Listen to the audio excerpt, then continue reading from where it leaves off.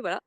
Pour ceux en ligne, le plus simple, je vais faire des pauses à chacune des sections de ma présentation. Si vous voulez poser des questions, le plus simple, c'est de parler. Donc, d'enlever et de parler directement parce que le clavardage, c'est peut-être un peu compliqué aujourd'hui.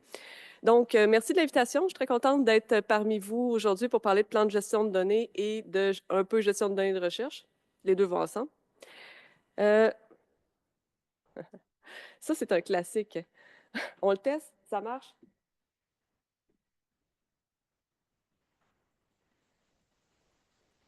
OK, ça fonctionne. Merci. Donc, de quoi je vais parler aujourd'hui? Gestion de données de recherche, juste être sûr qu'on parle de la même chose, qu'on parle de données de recherche et de gestion de données de recherche, des mésaventures qui peuvent arriver avec la gestion de données de recherche, comment le plan de gestion de données peut aider à éviter les mésaventures. Donc, tous les thèmes qui sont abordés dans les plans de gestion de données, le stockage, la sauvegarde, collecte et organisation, partage, préservation, documentation et métadonnées, conformité éthique et juridique. On va ensuite parler d'un outil, si jamais vous voulez en faire un, comment vous faites pour commencer de la façon la plus facile, et quelques ressources qui vous sont offertes. Donc, la gestion des données de recherche.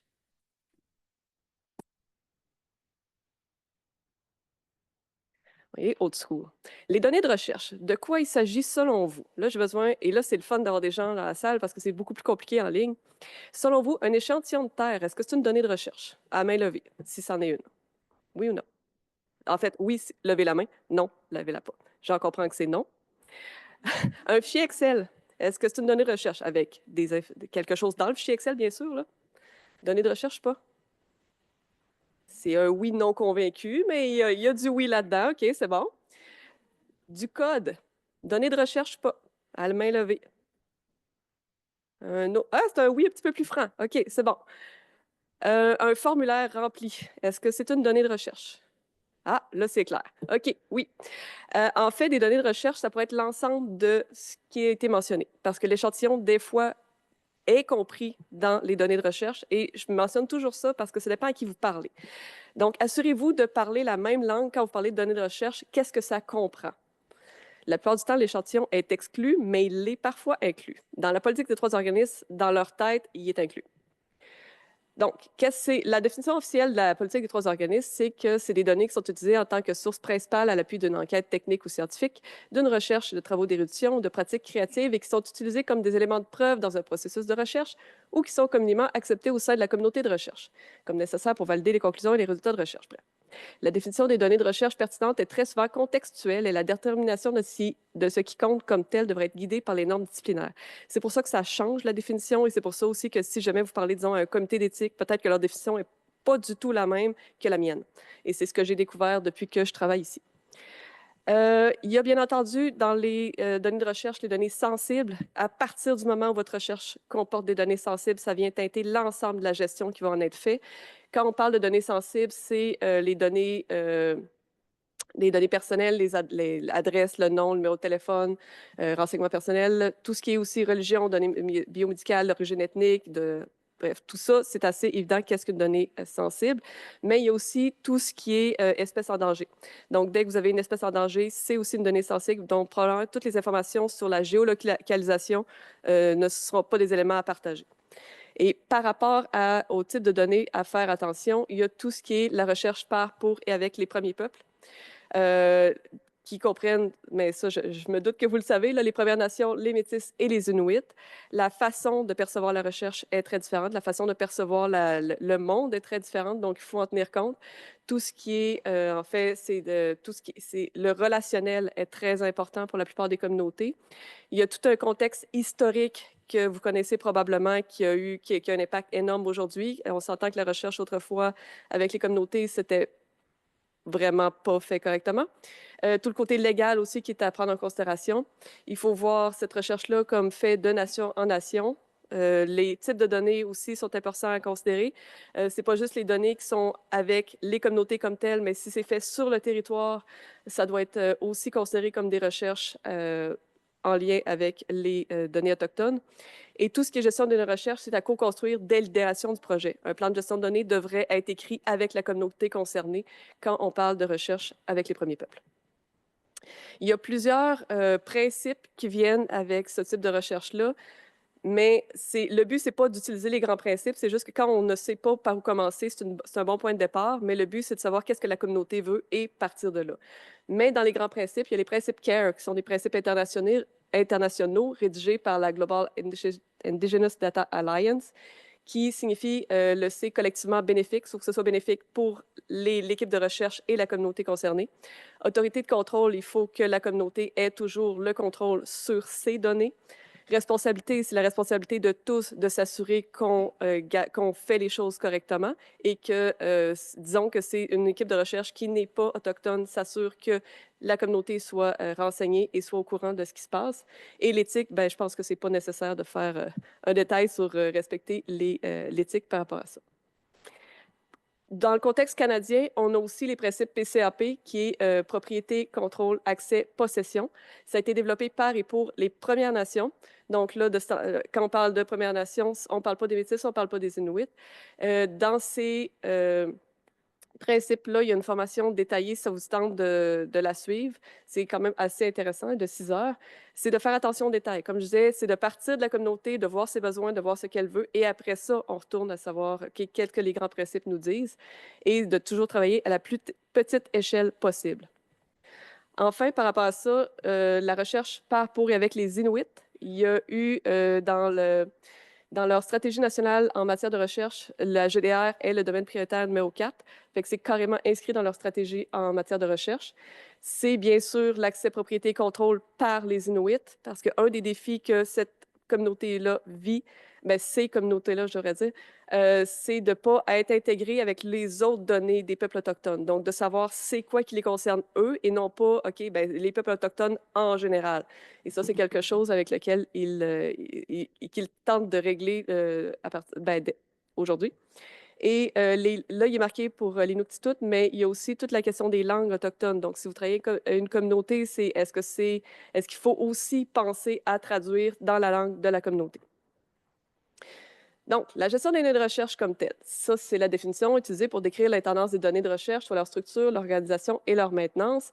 Et ça, c'est le fameux plan, si jamais une recherche était parfaite et ça va du point A au point Z, on sait très bien que ça revient, que c'est jamais aussi linéaire que ça. Mais comme tel, la GDR inclut l'ensemble des étapes du projet et le plan de gestion de données également. Donc, la grande question qui est toujours d'actualité, c'est est-ce que ça vous concerne, la GDR? La gestion des données de recherche vous inquiète, ne vous concerne pas. C'est quoi? Imaginons un instant la situation suivante. J'ai besoin que vous retrouviez des données pour moi. Des vies en dépendent. Trouver des données, c'est mon pain et mon beurre. Où avez-vous vu ces données pour la dernière fois? Un étudiant nommé Bob les avait en sa possession. Mais il a disparu. En avez-vous une autre copie? Oui, dans un coffre-fort. Mais seul le professeur Gold a la combinaison et il est au milieu de la jungle. Impossible de le rejoindre avant le mois prochain. Avez-vous une version un peu plus ancienne que vous pourriez utiliser? Oui, mais nous avons une grosse équipe. Toutes les versions sont nommées différemment. Je ne sais pas quelle est la version la plus récente. Personne ne peut vous aider à les démêler? Bob et le professeur Gold. Je vois. J'espère que votre budget n'est pas épuisé, car vous allez en avoir besoin. Quelques options pour éviter de perdre l'accès aux données si un étudiant disparaît. Organiser et nommer les fichiers selon une convention déterminée au début du projet et planifier le transfert des accès advenant un changement de personnel. La gestion des données de recherche vous concerne. C'est accéder à ces données à l'avenir. Ce sont des économies d'argent pour plus de café. Pour en savoir plus sur la gestion des données de recherche, contactez la bibliothèque de votre institution.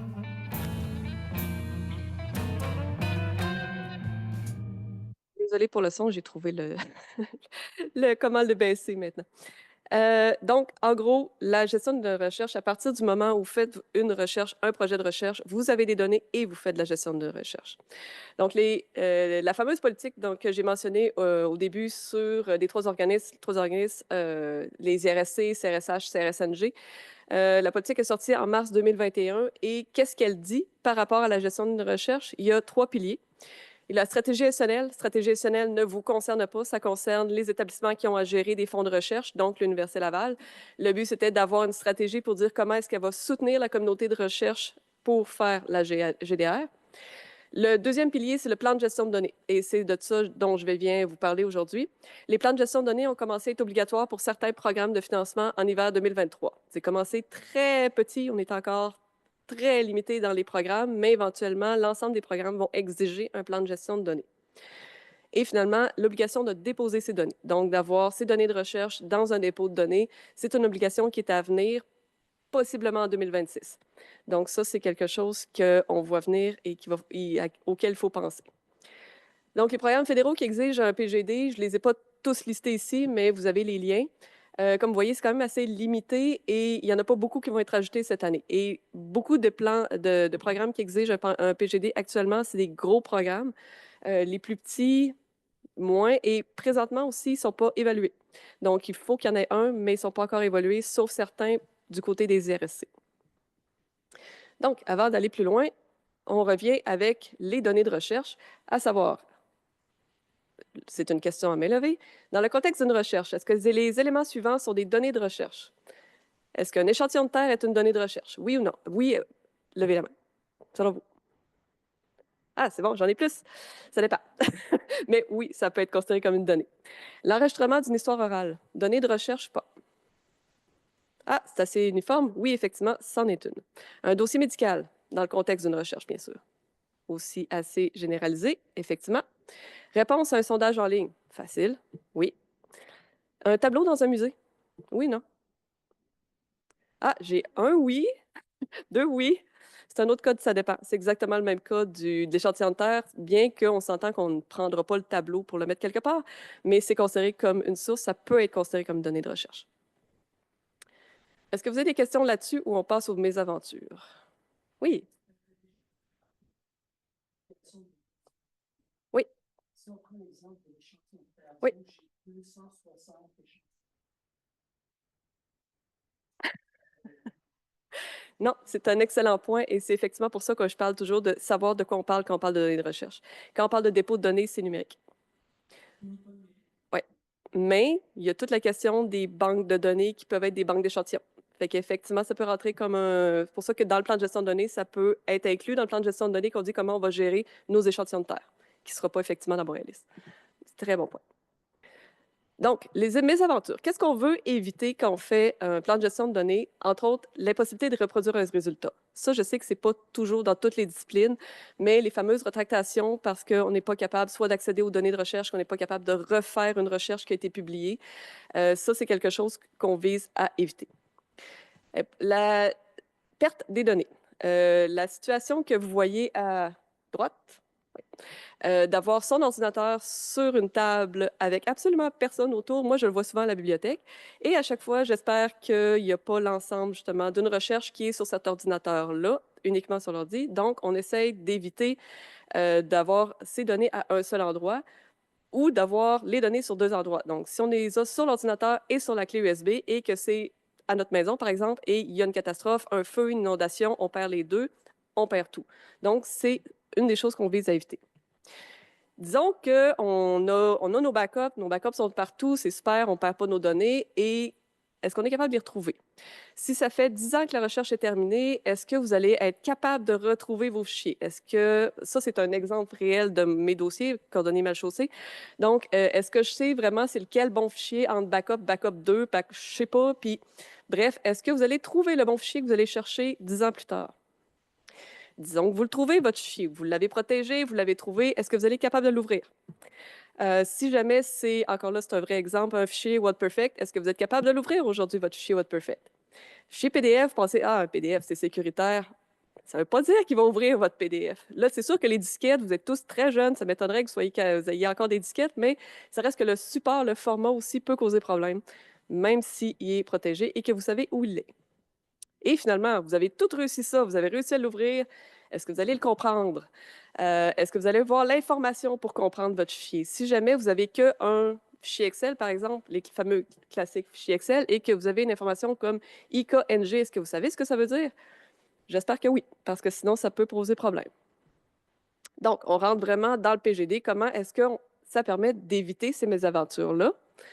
Commencer par qu'est-ce qu'un plan de gestion de données selon une définition. Ce sera un document formel à concevoir au début d'un projet de recherche, expliquant la façon dont les données de recherche seront gérées au cours du cycle de vie d'un projet de recherche. Il s'agit d'un document évolutif qui doit être entretenu et mis à jour tout au long du projet de recherche. Là, il y a la question de l'évolution qui est contradictoire avec l'idée de le déposer avec un projet, avec une demande de subvention. Je vais revenir après par rapport à ça. Le plan permet de préciser la collecte, la nature des données et leur documentation, le stockage actif et la préservation à long terme, la conformité aux lois et à l'éthique. Peu importe quel type de plan de gestion de données vous allez faire, si vous allez utiliser, il y a différents modèles qui existent, il y a toujours les mêmes thèmes qui vont revenir et c'est ceux-là. Euh, c'est exactement les thèmes qu'on va aborder par la suite. Et c'est là où est-ce que je voulais en venir, c'est les deux utilités, les deux usages d'un plan de gestion de données qui sont complètement différents et même si c'est les mêmes thèmes, ça va changer la façon dont vous allez le faire. Il y a les demandes de financement, puis il y a le support à la gestion des recherches. La demande de financement, c'est obligatoire. Le support GA, bien entendu, c'est facultatif. C'est si ça vous tente de le faire, si vous considérez que c'est utile. Demande de financement, ça va être 1 à 2 pages. Puis là, vous allez vous demander comment est-ce qu'on fait pour écrire tout ce que je vais vous dire et tout ce que j'ai déjà commencé à vous dire en 2 pages. C'est un défi, mais ça se fait. Mais ce n'est pas très utile dans le cadre d'une équipe de recherche, ce n'est pas très utile dans le cadre d'un projet de recherche. C'est pour ça qu'on se dit, si vous voulez le faire et que ce soit utile, de le faire aussi long que nécessaire. Si vous avez besoin de 20 pages pour le faire, prenez les 20 pages. Il faut que tout ce que vous ayez besoin soit inscrit. Finalement, la demande de financement, ça doit être compris des évaluateurs, donc tout ce qui est les acronymes, on adore les acronymes, peu importe le domaine, que ce soit des éléments excessivement disciplinaires, il faut que les évaluateurs comprennent de quoi vous parliez, alors que sport en général, ça doit être compris des membres de l'équipe. Donc, si tous les membres de l'équipe prennent les mêmes acronymes, utilisez-en autant que vous voulez. Donc, à quel moment il faut faire le plan de gestion? Bien, au moment d'une demande de financement, c'est au moment de la demande complète. Donc, si jamais vous avez aussi à passer devant les comités éthiques, le PGD vient avant les comités d'éthique. Mais comme je dis, le but du plan de gestion de données, c'est aussi que ça vous soit utile à vous. Donc, si vous voulez le faire à la fin du projet, pour le prochain projet, pour justement lister comment vous avez fonctionné, qu'est-ce qui a bien fonctionné, qu'est-ce qu'il faut éviter la prochaine fois, vous pouvez le faire à la fin, vous pouvez le faire au milieu. Là. Il n'y a pas de mais oui, il y a un meilleur moment, ce serait au début, mais il n'y a pas de mauvais moment pour le faire. En gros aussi, ce que je tiens à mentionner, c'est que tout le monde qui fait de la recherche fait de la gestion d'une recherche. Il n'y a pas une bonne pratique de gestion d'une recherche. Il y en a plusieurs. Les gens ont des façons différentes de travailler, puis c'est normal. Donc, c'est pas de changer l'ensemble de vos façons de procéder, c'est vraiment de les prendre et de les inscrire et d'améliorer celles qui devraient être améliorées. Mais il n'y a pas une mauvaise façon de faire de la GDR. Oui, peut-être. Mais il y a pas. Bref, l'important, c'est que chaque personne fait de la gestion d'une recherche, peu importe le type de recherche que vous faites. Donc, je prends une pause juste à être sûr. Question avant de continuer, rentrer dans les thèmes. Super. Donc, stockage et sauvegarde. Comme on disait, d'être sûr que vous allez toujours avoir une copie de vos données. La question qui est posée, la question que j'ai mise, c'est des questions. Là, j'en parle plus loin, mais en gros, il y a 2 modèles principaux de plan de gestion de données qu'on utilise. Et celui que j'ai utilisé pour les questions, c'est le modèle simplifié. Le modèle simplifié a 5 questions. Le but, c'était justement de réussir à faire 2 pages avec l'ensemble des thèmes. Donc, ces questions-là viennent de ce modèle-là. Ce qui demande, c'est où et comment les données sont-elles stockées, consultées, utilisées durant les phases actives de votre recherche, à préciser différentes versions des données, les activités, donc la collecte, le traitement, l'analyse, les logiciels et les plateformes, les entités qui ont besoin d'un accès, donc les chercheurs, chercheuses, personnel de recherche, collaboratrices, collaborateurs, les partenaires et les mesures de sécurité.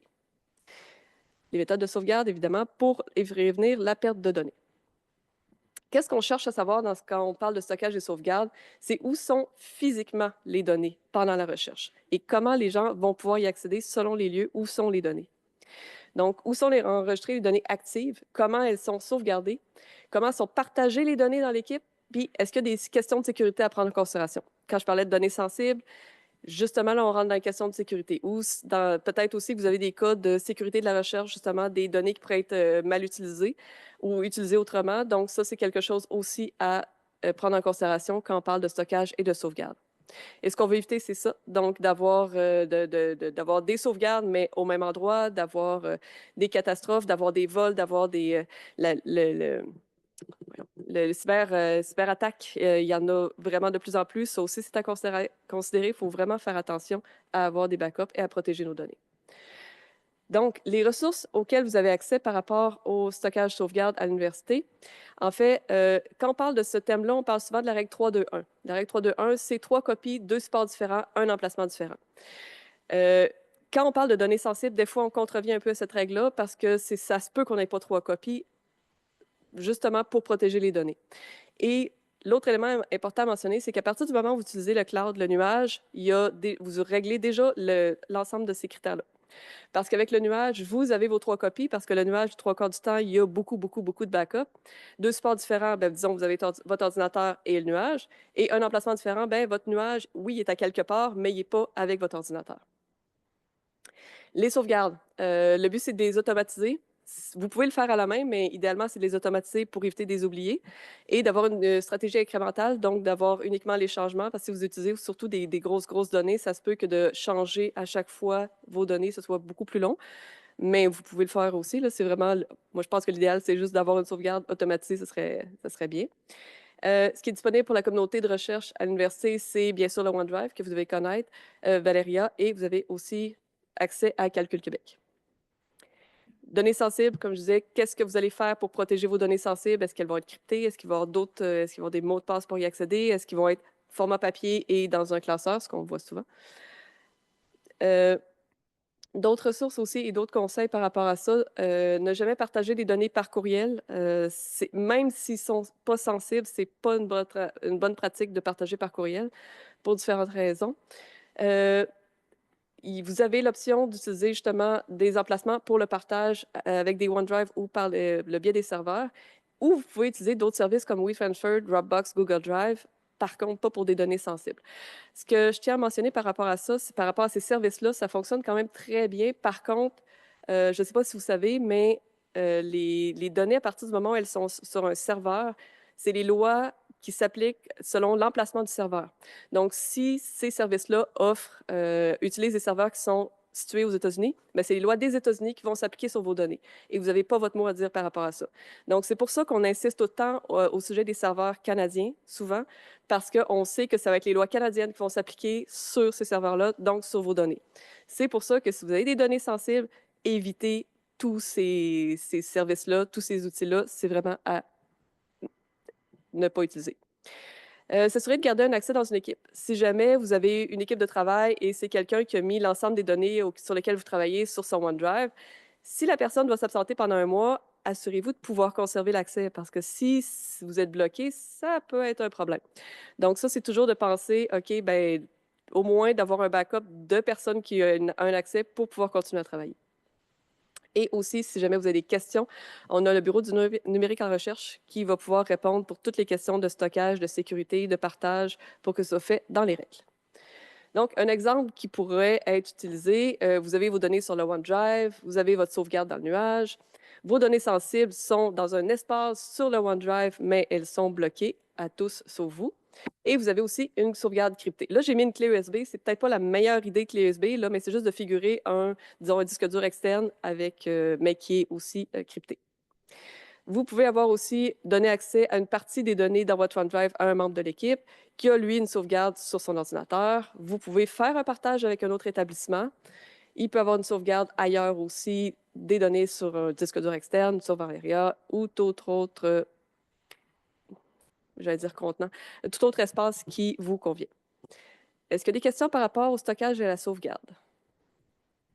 Tout est parfaitement clair.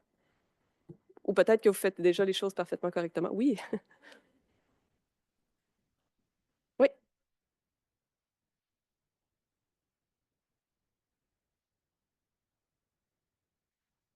C'est c'est pas recommandé, principalement effectivement pour les données sensibles, mais c'est pas la bonne pratique. Mais effectivement, tu sais, il y a pas de danger comme tel. Il y a pas, c'est souvent à cause que les courriels sont faciles à pirater. C'est généralement ce qu'on entend, là, mais il n'y aura pas si justement ce n'est pas des données sensibles, il n'y aura pas de catastrophe qui va se passer, mais il vaut mieux éviter. Oui.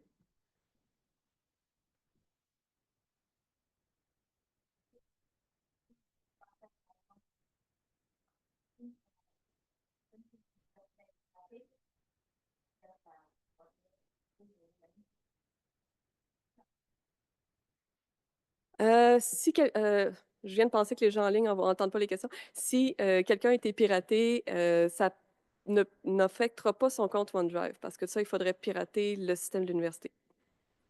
Donc, on peut plus facilement pirater un courriel que de pirater le OneDrive à l'université.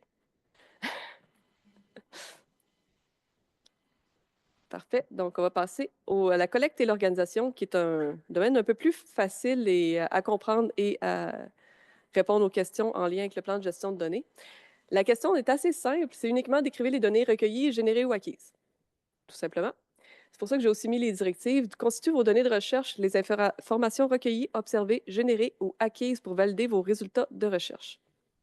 Par exemple, fichier de données, questionnaire, transcription, échantillon. Il est clairement marqué échantillon et c'est pour ça que j'en parle aussi. Collecte physique, logiciel, modèle, algorithme, notes de laboratoire, livre de code, méthodologie, flux de travail, autres matériel produit dans le cadre d'un projet. Encore là, vous voyez aussi que dans ces directives-là, ça inclut également la documentation, qui est parfois inclue dans les données, parfois exclue. Donc, ça vaut la peine de savoir de quoi on parle quand on parle de données de recherche. Le but de cette question-là, c'est simplement de savoir c'est quoi vos données, de pouvoir les retrouver également, mais c'est quoi que vous allez collecter, c'est quoi que vous allez utiliser, et à partir du moment où on sait c'est quoi, on va pouvoir aussi agir sur de quoi vous avez besoin, c'est quoi qui va être, s'il y a des risques associés à vos données ou pas. Donc, c'est quelles données qui sont recueillies ou utilisées, parce que peut-être que vous n'allez pas les recueillir, mais que vous allez les réutiliser. Ce qu'on veut savoir, c'est quoi le type de données. Le type de données, ça peut être justement, ça vient de capteurs environnementaux, ça peut être des données textuelles, ça peut être des entrevues, des images de forêt. Le format, on demande toujours le format parce qu'encore là, c'est une question de savoir est-ce que ça va être un format qu'on va pouvoir réutiliser dans 10 ans? Est-ce que c'est un format que n'importe qui va pouvoir ouvrir ou c'est un format que vous allez créer vous-même? Donc, le format, c'est, là, j'ai mis des TXT, du CSV, format Excel, ça peut être du code en R, et la taille. La taille, on la demande aussi question de stockage. Donc, c'est pour envisager quel stockage vous allez avoir besoin. Et oui, ça peut être assez compliqué des fois d'estimer le stockage, mais la plupart du temps, dans un PGD, vous allez avoir cette question-là. Donc, juste d'avoir une idée, puis on s'entend que c'est pas au meg près, là. Est-ce qu'on parle de 100 gigs? Est-ce qu'on parle de 1 Tera? C'est juste pour avoir une idée, vous êtes dans quelle catégorie de poids de données. Et comment les données vont être organisées? Ça, vous allez l'avoir parfois dans vos plans de gestion de données ou pas, ça dépend quel modèle vous prenez, mais c'est la fameuse question de se retrouver et de trouver le fameux fichier qu'on cherche, le bon fichier, là, et de ne pas tout nommer nos fichiers, nouveau fichier 1, nouveau fichier 2, nouveau fichier 3, idéalement. Le but, c'est d'éviter ça. Donc, il y a des gens qui sont très à l'aise à tout enregistrer sur le bureau. Moi, personnellement, je le suis moins. Mais c'est pas la meilleure façon pour se retrouver ou d'éviter le fameux final. Donc, la version finale, là, peut-être que vous êtes capable d'avoir une vraie version finale qui ne bouge pas, mais vous seriez l'exception à la règle. Donc, quand on parle d'arborescence des dossiers, la plupart du temps, ça c'est une règle encore là, il n'y a rien de plus arbitraire que justement d'avoir une arborescence de dossier ou du nommage de fichiers, mais il y a quand même des règles qui sont généralement utilisées. Donc, la plupart du temps, les données, les analyses, donc les traitements et les rapports sont séparés. Un des buts, c'est de garder les données brutes et de ne pas les changer. Et si jamais il arrive quelque chose, de toujours pouvoir vous référer aux données brutes. Éviter les structures trop profondes. Là, je vous ai donné l'exemple de trop peu profondes, mais les structures trop profondes, donc avoir des dossiers, des sous-dossiers, sous-sous-sous-dossiers. Le problème que vous allez avoir, c'est, oui, de vous retrouver, mais aussi, des fois, il y a certains logiciels qui vont avoir des problèmes avec le lien. Donc, l'accès à votre fichier va être tellement long que ça risque de causer problème. Donc, on dit d'éviter d'abuser des niveaux de dossier. Que les noms doivent être compréhensibles pour les humains et pour les machines. Documenter sa structure et ses décisions.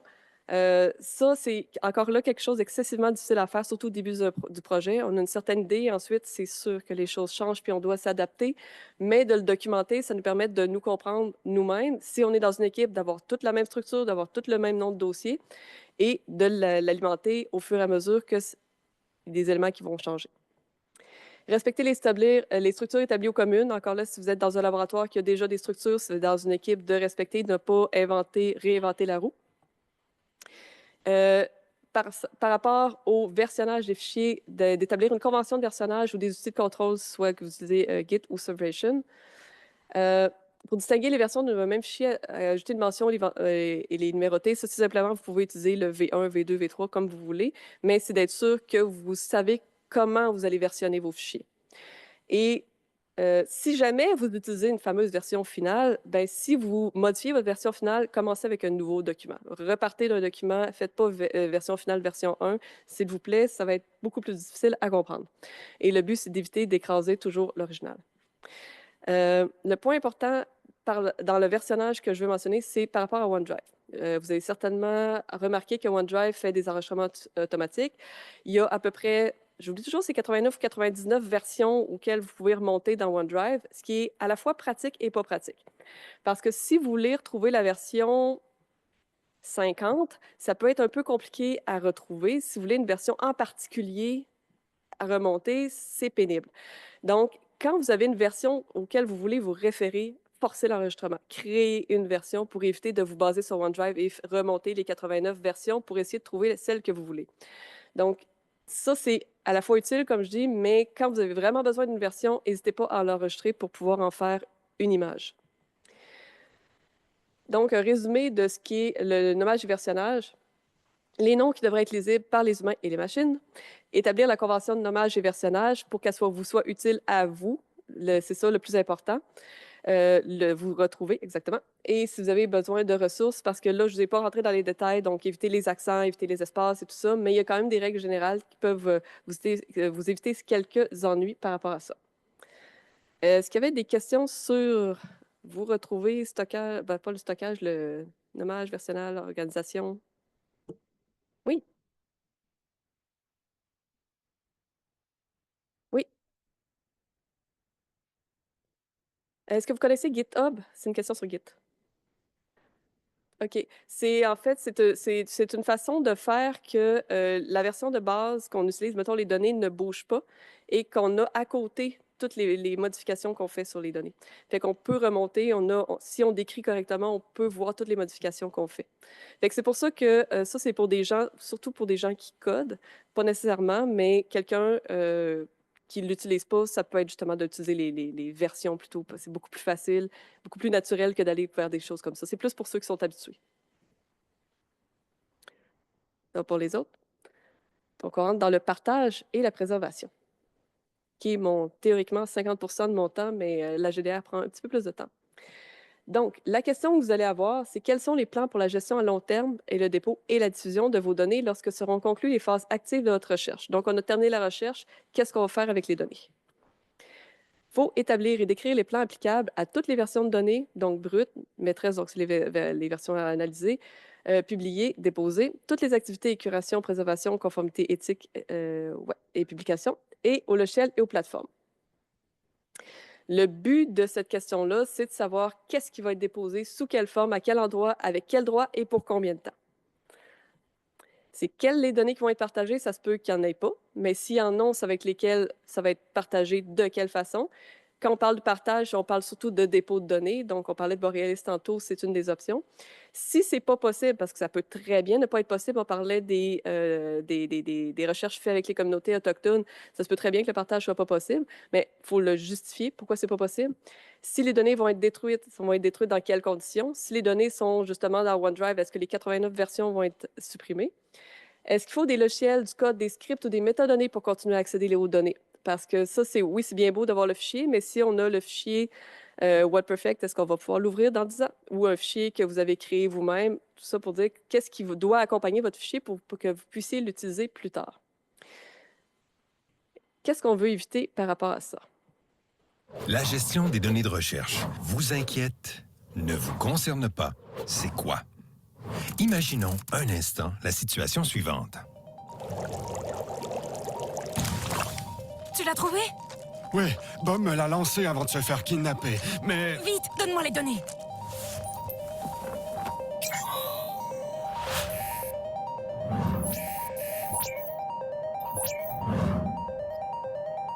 Ah.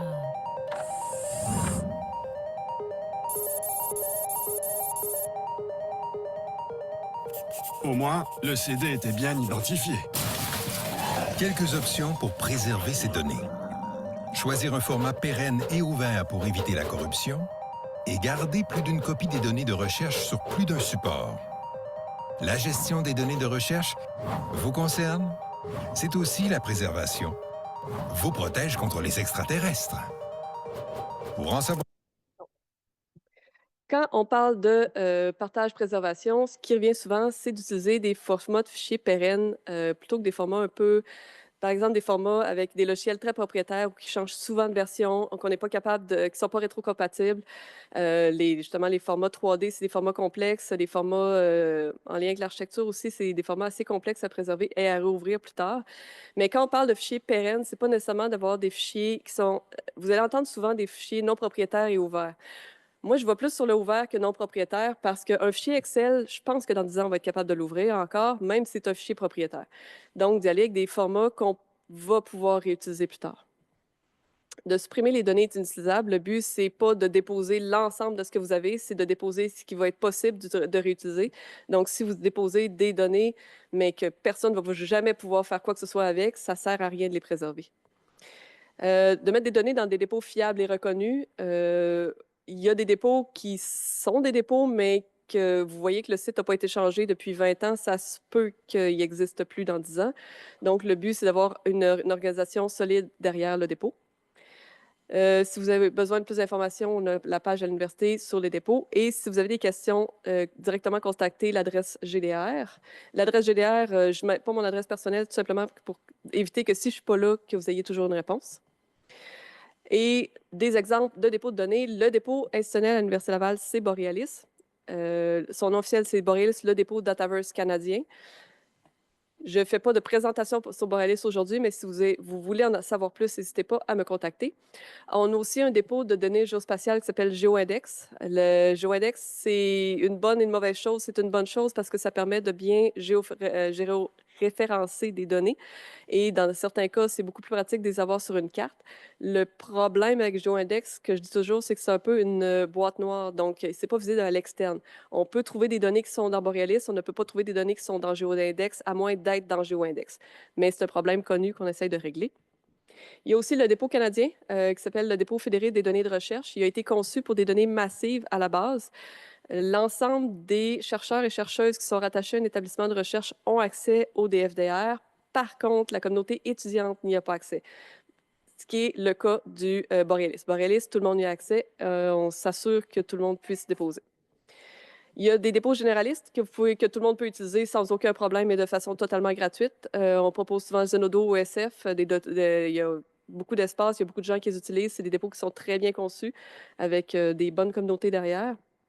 On parlait de code tantôt, donc GitHub qui est oui et non un dépôt, mais qu'il est quand même assez utilisé pour qu'on le mentionne et il y a quand même beaucoup de bons côtés avec GitHub. Et si jamais c'est quelque chose qui vous intéresse et vous voulez un dépôt disciplinaire vraiment précis, il y a un répertoire de dépôt de données qui est ça, re3data.org.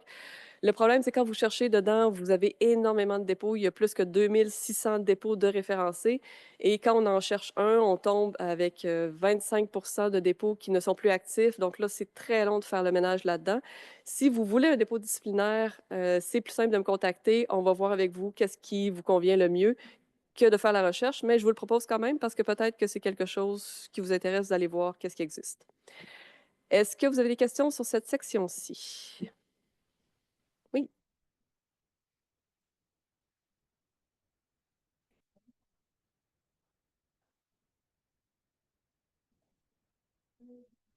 Non. Non, quand on parle d'un jeu de données, généralement, c'est les données et la documentation. Le code vient, là, vient dedans aussi. Et si ce qui est le fun aussi avec Borealis, c'est que maintenant, on peut même faire un lien avec GitHub. C'est que si les gens mettent leur code dans GitHub, on peut l'envoyer, faire une connexion entre les deux et le bonifier. Fait qu'on a tout dans un ensemble de données parce que le but de l'ensemble de données, c'est qu'on puisse tout faire avec l'ensemble de données. Oui.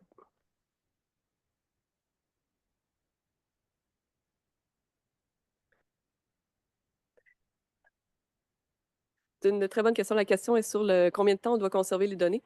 Ça dépend des données. Les données qui ont de la valeur, puis je sais que le terme valeur est très relatif, on veut les conserver à très long terme. Donc, ça, je dirais, vous les mettez dans le dépôt, nous, on va les conserver, puis le but, c'est soit qu'ils soient encore disponibles dans 30 ans. Des données, disons qu'on n'a pas la documentation, des données qu'on ne peut pas réutiliser, on ne les gardera pas. Donc, c'est vraiment, est-ce que ces données-là vont pouvoir servir à quelqu'un dans 20 ans, dans 30 ans? Est-ce qu'il faut les conserver? Il y a des règles qui circulent que vous allez pouvoir voir des fois, bon, du 7 ans, du 10 ans après la fin de la recherche. Quand on est en préservation, on ne se préoccupe pas de ça. On se dit, ça vaut-il la peine de les préserver ou pas? Puis, idéalement, oui, mais pas toujours. Est-ce qu'il y avait d'autres questions par rapport à ça?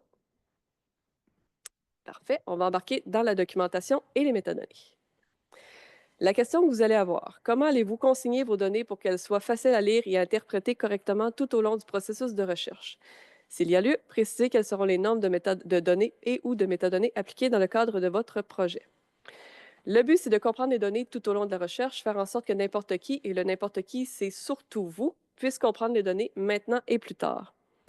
Donc, comment vont être consignées les informations nécessaires pour comprendre et réutiliser les données au moment de la récolte et à toutes les étapes d'analyse?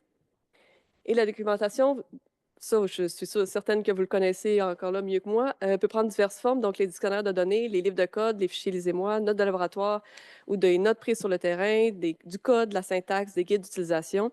Dans cette section-là, vous allez peut-être avoir des questions qui vont vous être posées comme c'est quoi le schéma de métadonnées que vous allez utiliser? Est-ce que vous allez utiliser justement des normes de métadonnées et tout ça? Et moi, je dirais, dès que vous voyez ça, si vous avez besoin, contactez la bibliothèque. Parce que moi, je ne vois pas l'intérêt que tout le monde connaisse les schémas de métadonnées. Nous, on adore ça, les schémas de métadonnées, mais on ne s'attend pas à ce que tout le monde adore ça. Donc, et ce n'est pas nécessaire non plus, parce que quand vous allez faire votre recherche, vous allez probablement pas utiliser de schéma de métadonnées. Vous allez utiliser une tonne de métadonnées, vous allez utiliser une tonne de documentation, mais les schémas eux-mêmes, c'est plus rare. Donc, si jamais vous avez besoin d'aide là-dessus, n'hésitez surtout pas à nous contacter parce que c'est pas... Moi, personnellement, ce bout-là, je l'aurais enlevé. Ça veut dire. Donc, ce qu'on veut prévenir, j'ai donné encore là l'exemple que j'ai mis tantôt de fichier Excel, mais ça peut être aussi une image. Je donne souvent des exemples personnels. Donc, ça, c'est une image. J'ai une très mauvaise mémoire. Donc, maintenant, je pourrais dire, OK, ben, ça a été pris où? Ça a été pris par qui? C'est qui a dessus? Ça a été pris quand?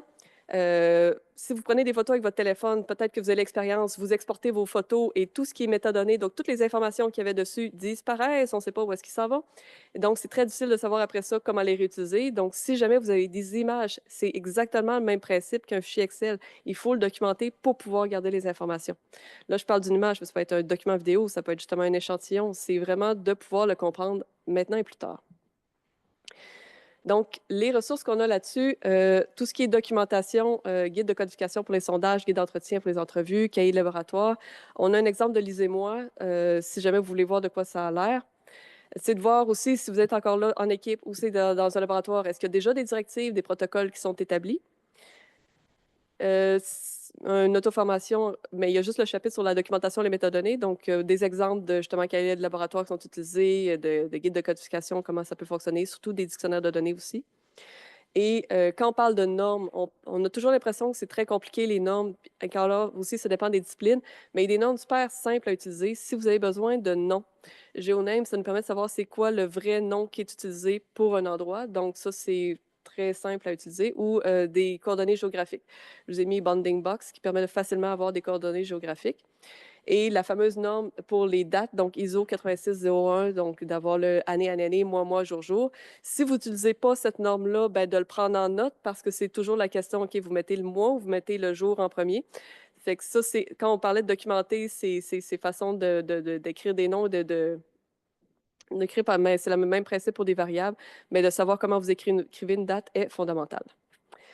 Pour ce qui est des outils de documentation, là, j'en ai mis, mais ça peut être tout simplement un fichier TXT. Là, c'est vraiment, il y en existe autant que vous voulez, selon vos besoins. Donc, vous pouvez utiliser OneDraw, Jupyter Lab, qui est un cahier laboratoire, ou Obsidian. Et j'en profite pour parler de Orchid. Je ne sais pas si vous connaissez Orchid. En gros, oui, non, oui. Donc, Orchid, c'est un identifiant unique qu'on utilise pour vous reconnaître et attribuer votre travail. Je donne toujours mon exemple dans ce cas-ci. J'ai un prénom et un nom de famille excessivement commun. Je ne suis pas toute seule à s'appeler Émilie Fortin sur le campus. Et si je veux être certain que ce que je rédige me soit attribué à moi, c'est aussi pour ça que j'utilise Orchid. Nous, quand on a des dépôts dans Borealis, on met le Orchid encore là pour être sûr que, éventuellement, présentement, ça ne parle pas ensemble, là, mais éventuellement qu'on puisse mettre le jeu de données avec la personne qui l'a déposé. Donc, on utilise le Orchid pour associer la personne qui l'a déposé à son jeu de données. Le but, c'est vraiment que tout se parle éventuellement et c'est pour ça qu'on suggère le Orchid et, si possible, de ne pas juste vous créer un Orchid, mais aussi de mettre un peu d'informations. Donc, si on a juste votre nom et le Orchid, ça ne donne strictement rien, mais si au moins vous mettez Université Laval, on en sait un peu plus et ça va nous aider à l'utiliser. Avant d'aller en conformité éthique et juridique, documentation et métadonnées, est-ce qu'il y avait des questions? Oui? Oui, c'est compliqué, fait que c'est plus simple si... Ils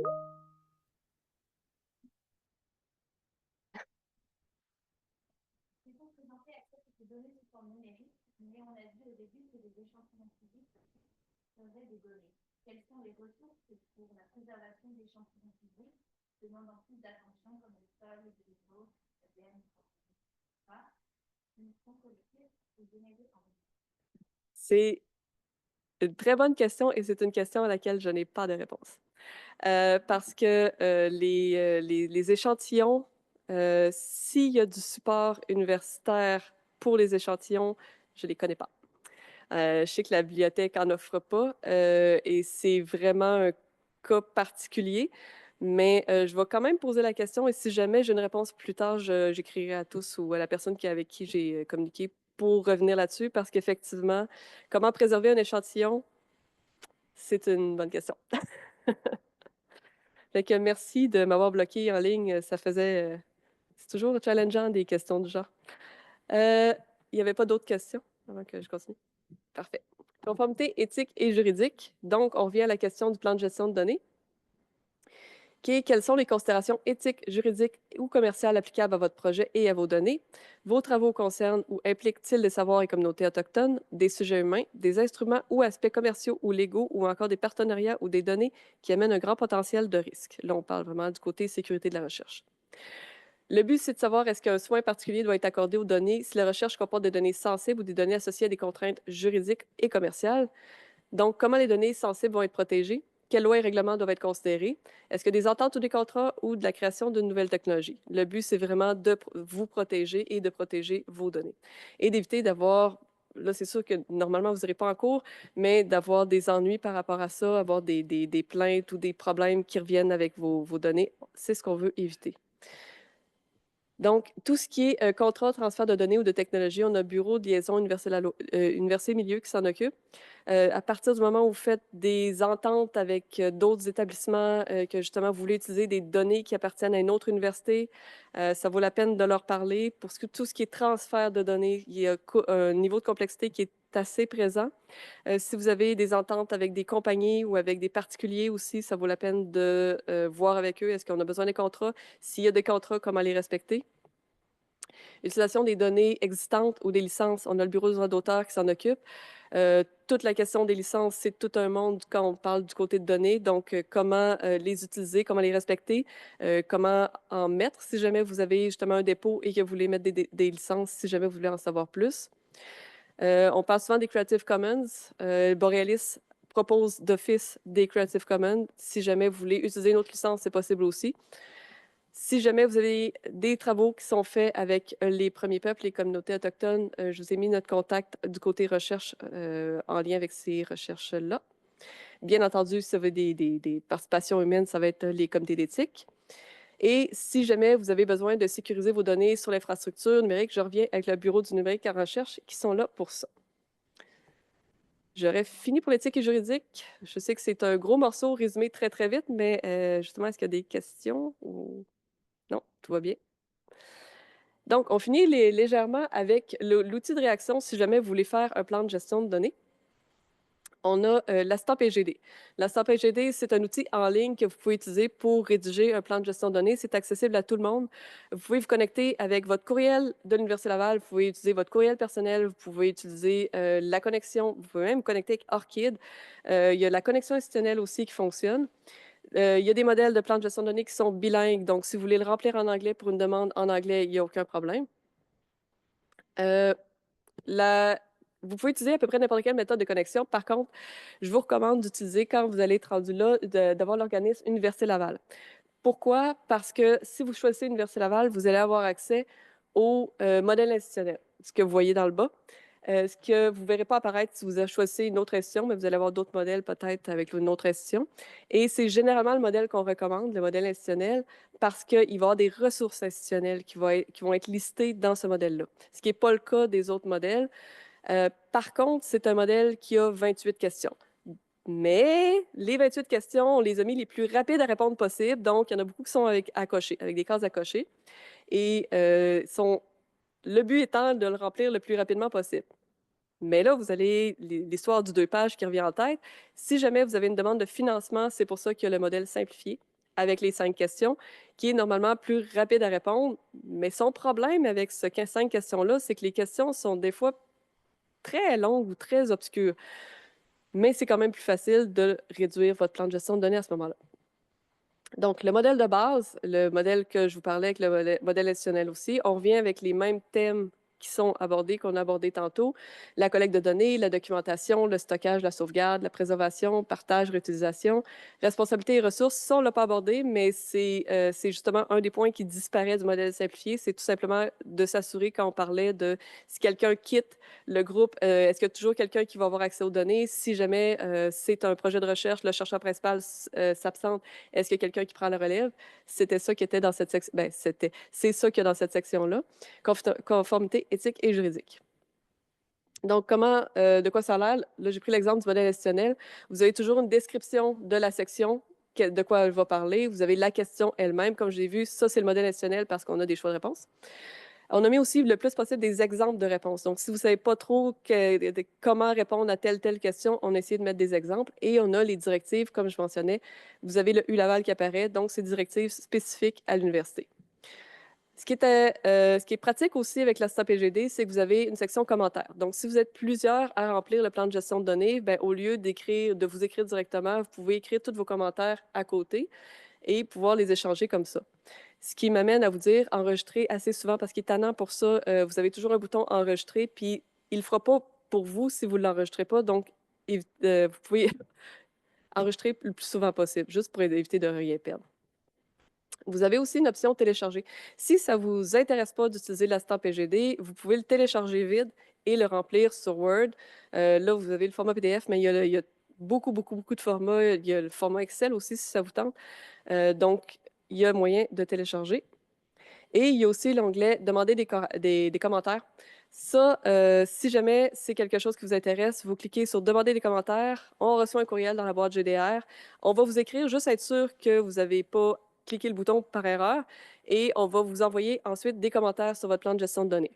Quand je parle de commentaires, c'est vraiment des commentaires, des suggestions. Après, vous n'êtes pas obligé de les prendre en considération. Vous pouvez nous ignorer complètement. C'est vraiment à votre guise. Mais on offre ce service-là si jamais vous voulez des suggestions sur votre plan de gestion de données. Vous pouvez ajouter des collaborateurs. Donc, si vous êtes plusieurs à travailler sur un plan de gestion de données, vous pouvez en mettre autant que vous voulez. Et vous avez là, vous les avez vus, toute la liste de modèles, vous avez beaucoup, beaucoup de modèles et vous pouvez aussi aller les chercher ailleurs, sont aussi sur Zenodo. Il y a une collection avec l'ensemble de ces modèles-là, si aussi vous voulez ne pas les utiliser dans l'assistant PGD. Ils sont tous inclus dans l'assistant PGD et il y en a certains, je les montre pas et je ne fais pas la promotion parce que pour moi, je les trouve trop lourds, mais il y en a avec 2 phases. Fait que si c'est quelque chose qui, pour vous, vous parle plus, vous pouvez l'utiliser. 2 phases, c'est qu'ils les font avant la demande de subvention et une fois la demande de subvention reçue, il y a des choses qui vont changer et c'est pour ça qu'ils ont mis une 2e phase. Il y a aussi des exemples disciplinaires canadiens disponibles dans une collection sur Zenodo. Les exemples, c'est vraiment pour aider les gens à comprendre c'est quoi le lien entre les questions et ce qu'on peut répondre aux questions. Donc, ça permet aussi d'avoir des exemples en lien avec certaines disciplines. Donc, ça, c'est quelque chose qui est facile à utiliser. Et dans ces exemples-là, vous voyez l'encadré en jaune, ils ont mis des encadrés, des conseils pour, en lien avec certaines questions pour orienter justement les réponses qu'on peut donner avec ces questions-là. Là, en lien avec les ressources sur les plans de gestion de données, la première chose quand on veut rédiger un plan de gestion de données, c'est comprendre son but. Est-ce que c'est pour une demande de financement? Est-ce que c'est pour le fonctionnement interne? Là, on parlait de la longueur, on parlait de la façon de le rédiger. C'est important de le savoir avant de commencer à l'écrire. Utilisez un assistant PGD du pays de la subvention. Si jamais vous recevez une subvention qui n'est pas canadienne, je vous conseille d'utiliser l'assistant PGD du pays de la subvention. Chaque pays en a un ou presque. Et encore là, les thèmes sont toujours les mêmes, mais les questions changent, donc ça vaut la peine de les utiliser. Ne pas laisser de section vide ou sans réponse. C'est pas que toutes les réponses doivent être répondues. Il faut faire la distinction parce que ça se peut que certaines questions ne s'appliquent pas dans le cadre de votre projet, mais il faut indiquer que vous l'avez vue, cette question-là, et qu'elle ne s'applique pas. Donc, tout simplement, le marquer que, ou ça peut être aussi, vous ne savez pas encore, parce qu'il va y avoir la question dans quel dépôt vous allez déposer vos données. Bien, de un, peut-être que vous n'allez pas déposer vos données, puis de deux, peut-être que vous ne le savez pas encore, mais que vous pouvez répondre, nous allons étudier la question et nous allons parler à la bibliothèque pour savoir où déposer. Ça, on en a parlé d'éviter le jargon et les acronymes. Justifier les décisions. Ça, c'est dans l'optique qu'on fait un plan de gestion de données au début du projet de recherche pour être sûr qu'à la fin du projet, on comprenne encore pourquoi on a pris une décision au début. Ça nous permet de faire un meilleur suivi. Mettre le PGD en jour, ça, c'est encore là dans le cadre où est-ce qu'on le fait pour notre projet de recherche et pas uniquement pour la demande de subvention. Et j'ai mis le lien de où sont tous ces trucs-là. On aborde aussi l'intelligence artificielle parce que dans le cadre d'une demande de financement, une question qui est facile à poser, c'est ben, pourquoi je ne demande pas à ChatGPT de rédiger mon plan de gestion de données? Ça serait beaucoup plus rapide. Oui, effectivement, ce serait plus rapide. Mais il y a une question à se poser qui est assez importante, c'est de faire attention, est-ce qu'on veut envoyer les informations du projet de recherche quelque part? On parlait de serveur quelque part et de réutilisation qui n'est pas parfaitement clair, surtout avec ChatGPT, à moins de le bloquer. Donc, ça, c'est quelque chose à faire attention. Ce qui n'est pas le cas si vous utilisez Copilot. Copilot va évite, c'est à l'interne, donc c'est quelque chose qui enverra pas des informations quelque part pour un but quelconque. Mais à garder en tête si vous utilisez ChatGPT. Et l'autre chose, c'est que c'est vous qui connaissez les réponses. C'est pas l'IA qui va savoir où est-ce que vous allez loger vos données, quel système de nommage. Il va en inventer un système de nommage, mais est-ce que c'est vraiment lui que vous voulez utiliser? Donc, les réponses, c'est quand même vous qui les avez.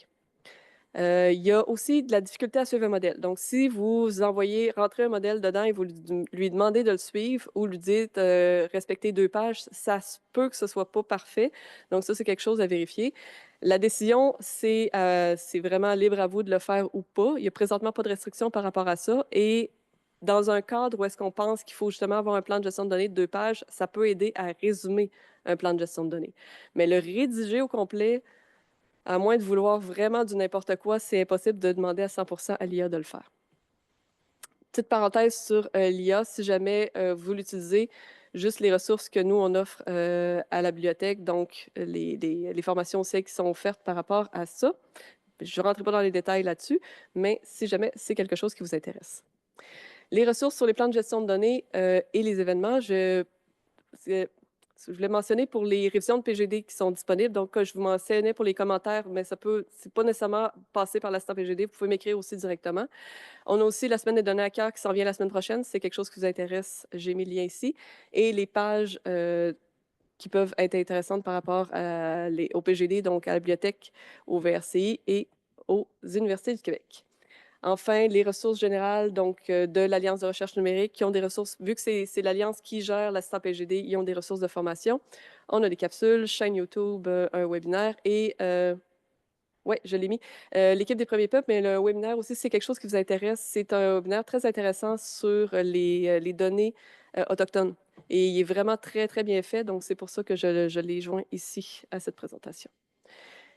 Et ça ferait le tour pour moi. Est-ce que vous avez des questions, des commentaires, des demandes de remboursement, quoi que ce soit? Ou en ligne, je pense que là, je pourrais aller chercher les questions.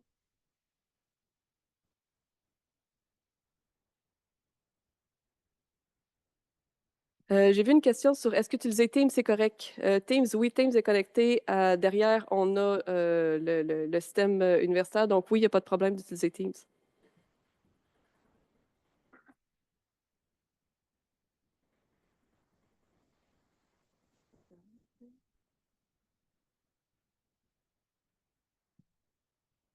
Ah oui, puis là, c'est sur les conditions d'entreposage. Oui. Les attentes des Si je reprends mon exemple tantôt des échantillons de sol, Oui. on peut avoir des échantillons de sol, puis on va extraire l'information, les stocker en texte, ce qu'on fait avec ça. Dans mon cas, on travaille avec des données de télédétection, drones, des caméras, des images 4K, des enregistreurs automatiques et des sons pour, pour identifier la faune et éventuellement. Nous, on utilise les données brutes dans le sens que c'est les identifications qui nous intéressent. Est-ce qu'on est tenu de stocker toutes ces... Là, on parle pas de gigs ou de mégaoctets, c'est des trentaines, quarantaines, cinquantaines de téraoctets. C'est pas logistiquement facile de stock localement, mais on ne peut pas le déposer sur un dépôt comme ça. Est-ce qu'on serait attendu de déposer? Si oui, on n'a pas les ressources. Valeria, si vous nommez Valeria, oui, Valeria, c'est un dépôt, on peut stocker, mais c'est un peu plus beaucoup. Une fois que le projet est terminé, si on s'attend à voir continuer à entretenir ces données-là, il y a un coût qui est rattaché qu'on ne peut pas avoir une fois que la subvention est terminée. Qu'est-ce qu'on fait à ce moment-là? Très bonne question. On ne perçoit pas de données assez massives. Dans un cas comme celui-là, je vous dirais des FDR. Parce qu'ils ont été conçus pour ça. Puis ça, si c'est des données brutes qui peuvent être intéressantes, eux vont les prendre. Puis eux, ils chargeront. Le but, c'est que ce soit gratuit. Il y a des limites. Quand on rentre dans le pétaoctet, ça se peut qu'il y ait des coûts. Ben, ça vaudrait la peine de leur poser la question parce qu'effectivement, c'est pas fait pour Borealis. C'est beaucoup trop lourd pour Borealis. Mais pour le DFDR, je dirais pas non. Puis ça se peut que ce soit intéressant ou ça se peut que ça le soit pas non plus. Parce que peut-être qu'il y a des données massives que ça vaut pas la peine de conserver. Ça, c'est vraiment quelque chose aussi que vous pouvez beaucoup plus juger, à savoir est-ce que c'est quelque chose que dans 10 ans, quelqu'un va trouver utile d'avoir, ou c'est quelque chose qu'on peut reproduire, ou d'avoir les données qui sont déjà analysées, c'est suffisant, puis les données brutes, ça ne l'est pas. Donc, c'est vraiment quelque chose, mais c'est pas complètement exclu de le préserver, là.